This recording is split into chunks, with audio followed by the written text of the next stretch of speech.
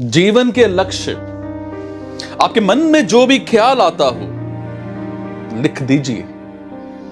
धन, career, health, family, समाज, समुदाय, अध्यात्म और व्यक्तिगत लक्ष्यों के बारे में लिख दीजिए। इनके थ्रू एक पूरे पेज को भर दीजिए। अब जो 3 लक्ष्य आपके लिए सबसे ज्यादा अहमियत रखते हो उनके सामने ए लिख दीजिए। दूसरे कागज पर, दूसरे पेज पर उपलक्ष्यों, तर्क संगत अगला स्टेप, तत्कालीन योजनाएं लिख डालिए।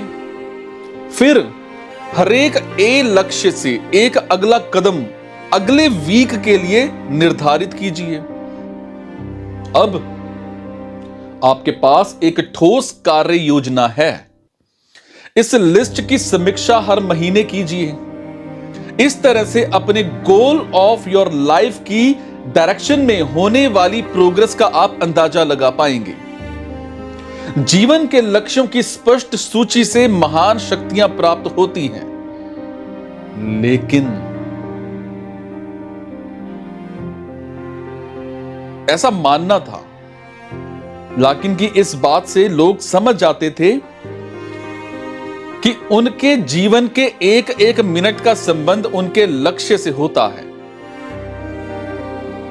मानव जीवन का लक्ष्य है समग्रता से खिलना, खुलना और खेलना, यानी अपनी उच्चतम संभावना को खोलना। एक व्यस्त महिला वकील ने लॉकिन को अपनी समस्या बताई कि उसके पास पर्याप्त समय नहीं रहता था।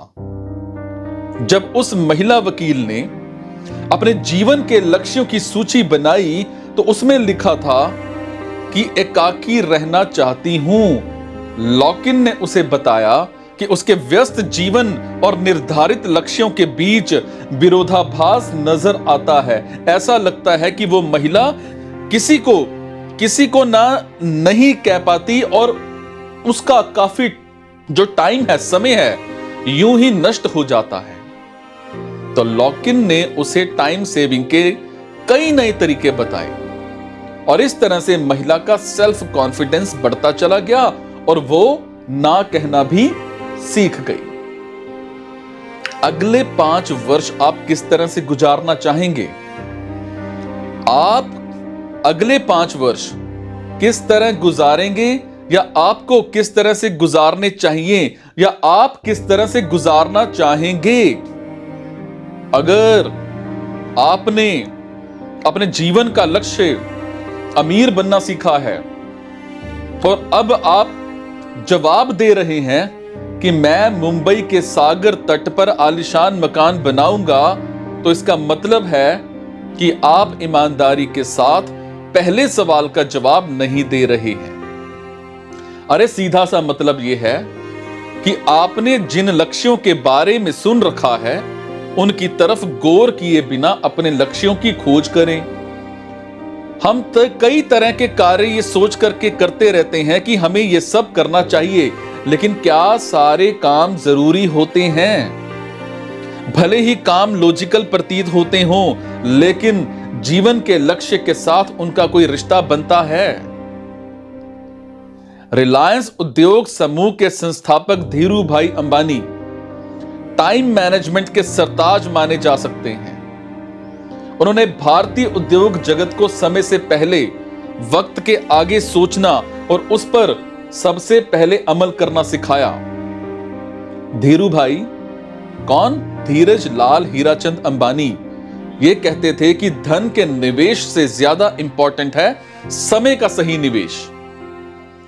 टाइम मैनेजमेंट के एक और परामर्श हार्बर्ट ए श्याट अपने पास सलाह लेने आए लोगों से कल्पनाएं करने के लिए कहते थे, जिनके लिए वो उनसे पूछते थे कि जिन कामों को समय के अभाव के कारण उन्होंने हमेशा के लिए स्थगित कर रखा है, उन कामों के बारे में कल्पना करें।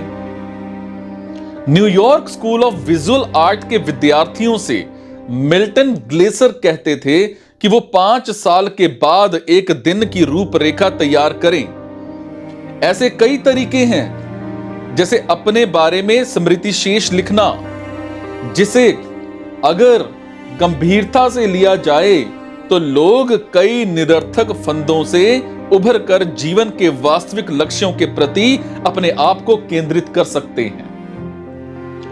अगर आपको पता हो कि आज से ठीक 6 महीने के बाद आपकी डेथ हो जाएगी, तो आप किस तरह से जीना पसंद करेंगे? लॉकिन ये सवाल पूछकर लोगों को जीवन से जुड़ी बुनियादी पहलुओं के बारे में सोचने के लिए मजबूर कर देते थे।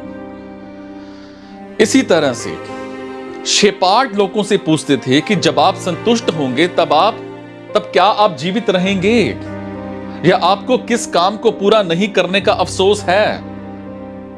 अधिकतर लोगों ने ऐसे सवाल का जवाब सोचा तक नहीं था। जैसे ही उनको अपनी अनुभूतियों का पता चला, उन्होंने ठोस संकल्प लेना शुरू कर दिया ताकि जीवन में खुशियां बढ़ें और ग्लानि की भावना कम हो। महत्वपूर्ण कार्य करने के लिए व्यक्ति के पास हमेशा पर्याप्त समय होता है। यह लॉकिन का कहना था।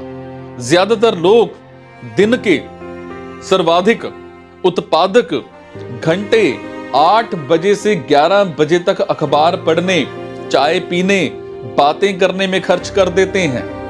और जैसे ही हमें एहसास होता है कि इंपॉर्टेंट काम करने के लिए समय कम है, तो अगला सवाल पैदा होता है कि उसे कब किया जाए। उसका जवाब है अभी, क्योंकि समय ही जीवन है।